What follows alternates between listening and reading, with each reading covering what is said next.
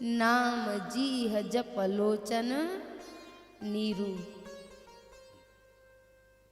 हमें लगता है कि जब हम कुछ करेंगे तभी सब काम होंगे, परमात्मा के सहारे पे छोड़ दिया तो कुछ भी होने वाला। एक प्रार्थना कर दूं। विष्णु भगवान एक बहुत बड़ा बिजनेसमैन था आपकी तरह,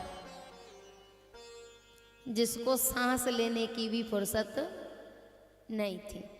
हजारों लोग उसकी फैक्ट्रियों में काम करते थे। एक बार क्या हुआ, उसकी फैक्ट्री घाटे में चली गई। बाबा बैठ जाओ, ये बूढ़े बूढ़े बहुत उद्यम करते हैं। देखो कोई बालक करे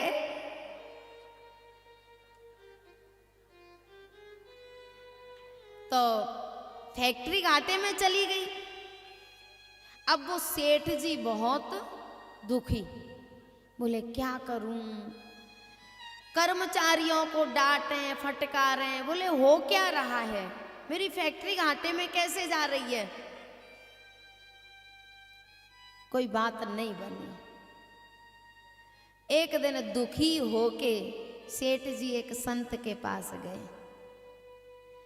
बोले मैं क्या करूं, मेरी पूरी फैक्ट्री घाटे में जा रही है। और उसके घर में एक रघुनाथ जी का मंदिर था। भक्त था पर भरोसा नहीं था। लोग गुरु को मानते हैं पर गुरु की,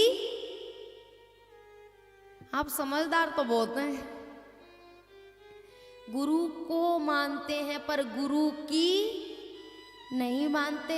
भजन तो करते हैं पर भगवान पे भरोसा नहीं है।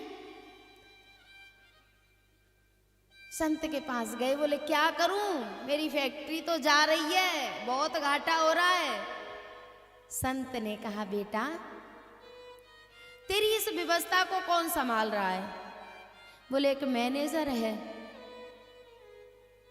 बोले तू एक काम कर, मैनेजर से मना कर दे और आज से रघुनाथ जी के चरणों में सारी व्यवस्था को रख दे। बोले ठीक है।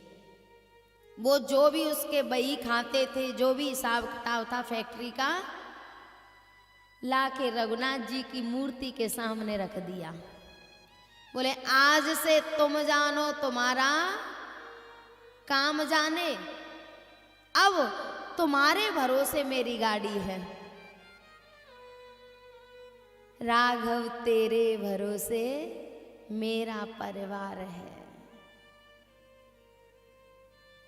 तू ही मेरी नाव का माझी, तू ही पतवार है।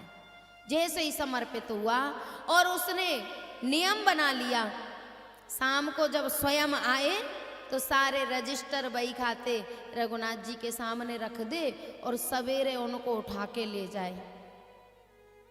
सारा हिसाब किताब शाम को आके बताए, जो भी लेन देन था सब बताए। और उसकी फैक्ट्री जो घाटे में चल रही थी उसकी पटरी लाइन पे आ गई। क्यों?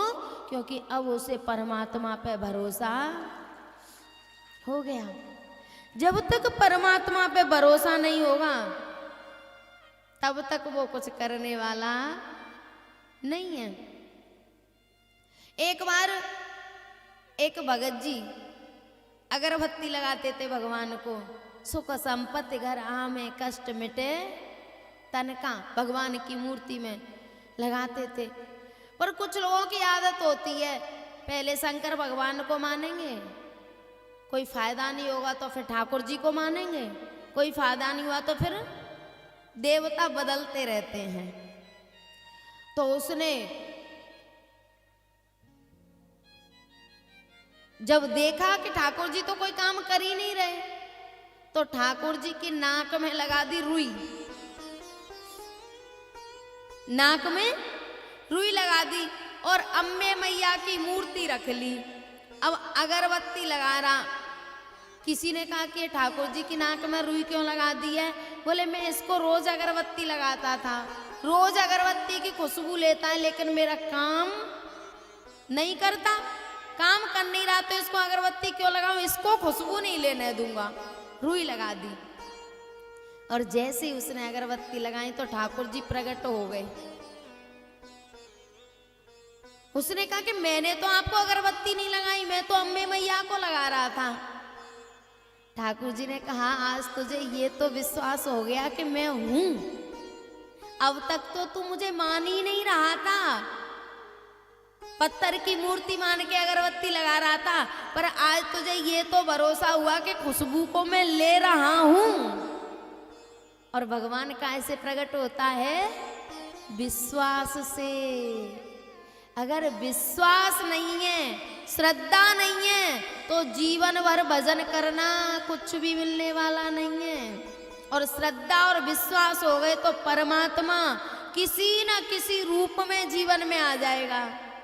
अगर विश्वास है तो भवानी शंकर वंदे श्रद्धा विश्वास रूपिणौ याभ्याम विना न पश्यन्ति सिद्धा स्वांतस्थमीश्वरम।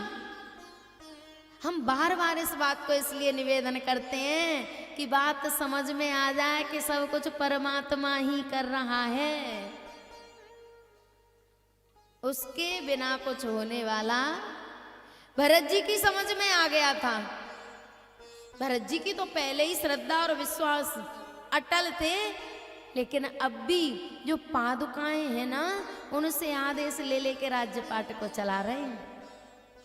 मांग मांग आयसु करत राज काज बहु भांति। उन खड़ाओं से पूछ पूछ के राज्य पाट चला रहे हैं। और हम तो भगवान से भी नहीं पूछते, नहीं पूछते। तो प्यारे भरत जी साधना कर रहे हैं और राज्य पाट को चला रहे हैं। इधर राम जी एक दिन जयंत आ गया, इंद्र का पुत्र, खटपट कर दी उसने, सीता जी के चरण में चोंच मार दी। तो राम जी ने देखा, बोले यहाँ तो खटपट होना शुरू हो गया, और जहाँ पे हो खटपट वहाँ से चलो झटपट। जैसे ही खटपट शुरू हो जाए निकल गए तो ठीक है, नहीं तो फिर खटपट में ही रहना पड़ेगा। बात समझ में आ रही है ना? खटपट शुरू हो जाए तो वहां से किनारा कर जाना, नहीं तो बचा हुआ जीवन फिर उस खटाखट में ही निकलेगा।